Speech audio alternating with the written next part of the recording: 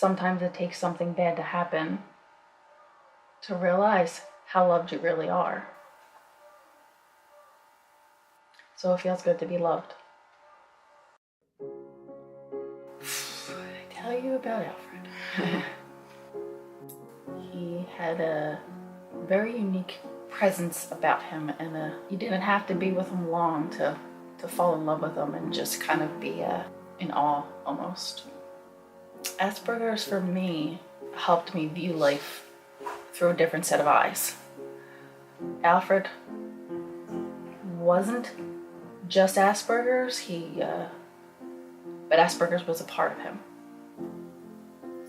Favorite memory? There was a whole bunch. A lot of learning experiences with him, you know. How he really made me change my approach on things.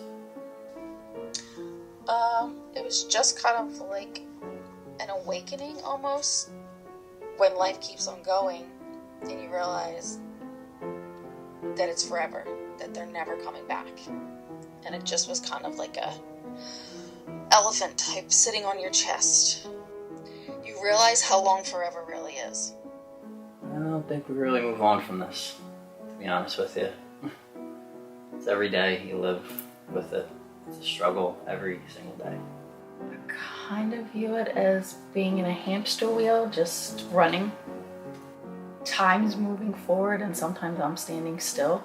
You just got to keep on going forward. Some days are harder than others.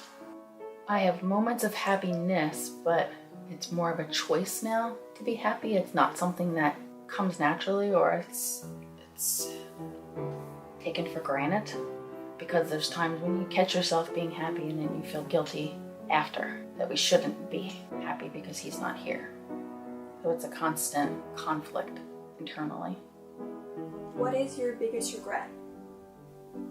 Should have did more. Should have did a lot more. We talk to our kids about sex. We talk to our kids about talking to strangers, about drugs, but we don't talk to them about suicide. And that's a regret. Stigma is almost, you're supposed to be embarrassed about it, or not talk about it. It's just not something that people feel comfortable talking about. But when it happens, that's the first thing you want, is to talk about it and find someone else who understands. There are. I'll shy away from people just get involved. It's hard, but it does help if you're around people, support groups and stuff like that. It really, really helps. The school support was insane. They did like a bunch of balloon releases.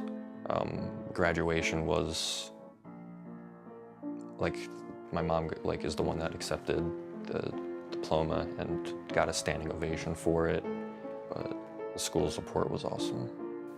I wanted his name called, and I wanted his classmates and everyone to remember that he needed to be there too. When you think that you can't, sleep on it, get up the next day, and do that over and over again, because there's always going to be a tomorrow. It's easier to go to tomorrow than to not go at all. Reach out. Somebody will listen.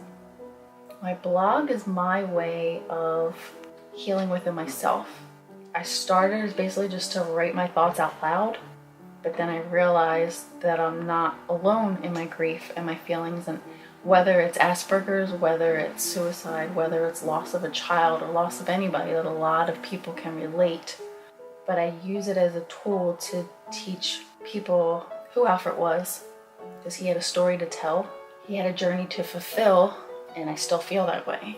So my blog is my way of continuing his journey. I'm just his scribe. I think the world could be a different place if other people would stop and take the time to view the world the way he did, because he has forever changed mine.